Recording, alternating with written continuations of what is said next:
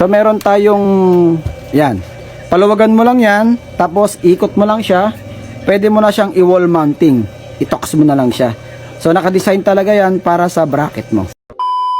What's up na naman mga ka-DIY, is me, SBin Online Shop.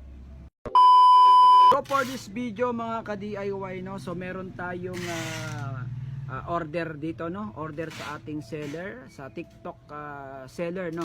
May nag-order sa atin ng 4,000 watts solar setup. So 4,000 solar setup ay ang kaya niya pong paganahin ay electric fan at saka TV at 24/7 na solar fan at solar light, and then maximum of solar panel of 350 watts and battery of 200 Ah battery.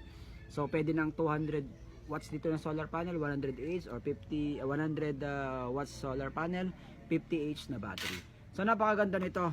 So mga ka-DIY, so tignan nyo kung paano natin operatein para to sa client natin na from Zamboanga del Sur, Body Senit, no. Siya, ang pangalan po niya Body Senit. Siya po ay nag-order dito sa ating TikTok seller. So let's go. Tayo po ay mag-testing at demo natin. Go. So yan mga ka-DIY, no. So magde-demo tayo ng ating package, no, na 4,000 watts DIY solar setup from si Sir Body Senit from Zamboanga del Sur. So ipapadala na natin to sa ating carrier, no. So ito po yung ating DIY dual, no, dual output na solar setup. So na-connect na po natin yung battery and temporary panel siya, no.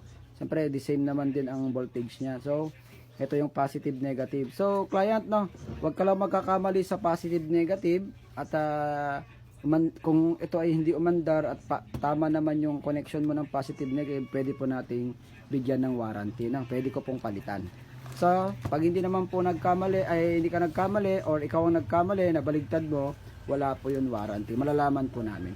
So client, ito yung ating setup, no. So unang paganahin natin ay battery, no. So yun natin yung battery. So teka lang pa-DIY, no, hindi pa natin naka-on yung supply. Yun natin yung supply. So bago natin yon, testirin muna natin yung input.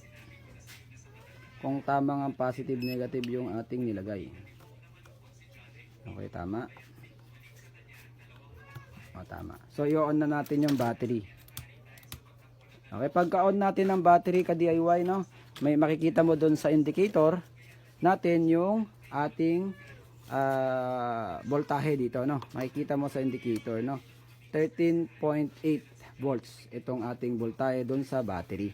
So pag inon mo ulit yung ating panel, makikita mo mismo doon sa indicator ng ating PWM controller yung solar panel na nagcha-charging. So temporary load lang ito, iisa rin ang supply niya, pero okay din naman siyang supplyan doon. So ka-DIY, magte-testing na tayo paano gumana itong ating DIY dual solar setup. So i-on lang po natin itong bypass. Itong bypass po pala, ito pong bypass ay nakakonect sa LVD at saka sa 4-pin. So pag nakapatay ito, hindi po aandar yung 4-pin at saka yung LVD. So yun na natin. Yan, nakita mo mga ka-DIY, no? 13.5 ang voltahe natin, means na-reach niya na yung highest voltage, kaya siya nag-on. So pag nag-on na yan, umandar na itong ating 4-pin. So aandar na rin yung inverter. So pag nag-cut off yan, low voltage disconnection niya is 12 volts. So pag nag 12 volts yan, mamamatay na itong inverter. Hindi mo na mapapagana yung 220. So yan, mataas ang voltahe niya, mapapagana natin inverter kahit magpa-under ng TV at saka electric fan. So yun na natin. Yan, narinig mo, no? Silent lang yung kanyang tunog. So testerin naman natin yung supply ng ating 220 volts.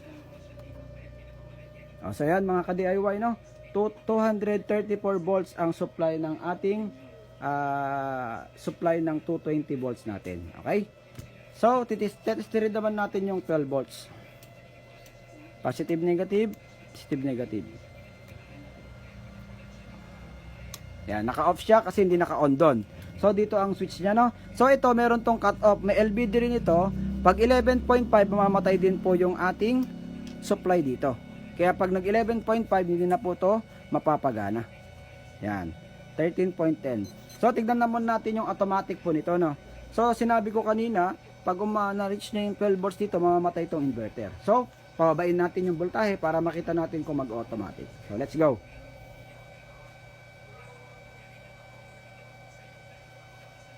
So, tignan nyo mga ka-DIY yung LBD. Bumababa yung voltahe. Ayan, namatay na.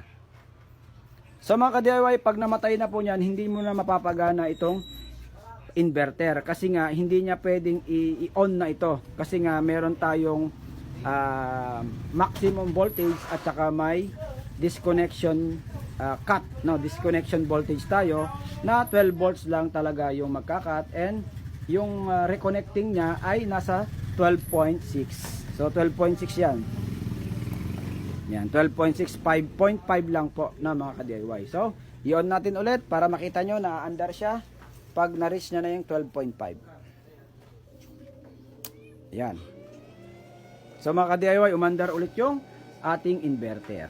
So mga ka-DIY, meron tayong free, no? So sir buddy, may free tayong bulb at saka wire pupunta sa battery mo, no? Na may 100 ampere na terminal block or I-terminal pupunta sa battery mo. So pwede malagyan to ng 200 watts sa solar panel at saka 100 Ah na battery na lead acid. So pwede mo to mapagana 24/7 pag maganda po yung karga, pero pag hindi maganda hanggang alas 9 ng gabi pwede ka pa rin mag-PV. And then pag hindi niya na kaya, pwede ka na mag-solar fan. So yan lang ating video, and then dagdag pa pala, no, meron pala itong bracket sa likod. So meron tayong yan. Paluwagan mo lang yan, tapos ikot mo lang siya. Pwede mo na siyang i-wall mounting. I-tox mo na lang siya. So naka-design talaga yan para sa bracket mo. So yan, thank you sa pag-order mo. Yan ang ating video para sa ating client na from Zamboanga del Sur na si Sir Buddy Senit. So thank you for watching mga ka-DIY. God bless. Bye-bye. Teka lang guys, bago may isip ang video, kung gusto mong bumili ng mga ganitong solar setup aparato at solar panel na 200 watts or iba-iba pang mga solar setup, turuan kita kung saan ka bibili. Let's go! Kung nakita mo ang bidyong ito, ang gagawin mo, punta ka lang sa comment section at makikita mo ang link na to. Ang link pala nito ay ang aking TikTok affiliate. I-click mo yan para pumunta ka sa aking profile. At makikita mo yung video rin na nakita mo sa Facebook. Ang gagawin mo lang, i-click mo lang yung yellow basket sa baba ng video. Pagka-click mo, makikita mo pala yung product na sa inyo kung i-add chart nyo o babayin nyo na. Pag pala in-scroll nyo, makikita nyo na pala yung seller account ko. Yan pala, mapapansin nyo, 4.4 na pala tayo. 191 sold na pala ang mga bumili sa seller ko. Ang gagawin mo, click mo lang ang profile ko at napapansin mo, makikita mo na marami kong product ko pala dyan, ilangis at mga aparato, solar setup, mga design ko, iba-iba pang produkto. Siyempre, di mawawala yung mga spiritual protection na pangontra. Anong pangontra? Pangontra pala sa spiritual problem sa mga kukuha, mga product ko. Alam nyo na po ang gagawin nyo. Ilang ating video. Happy checkout guys! Thank you for watching. Bye-bye!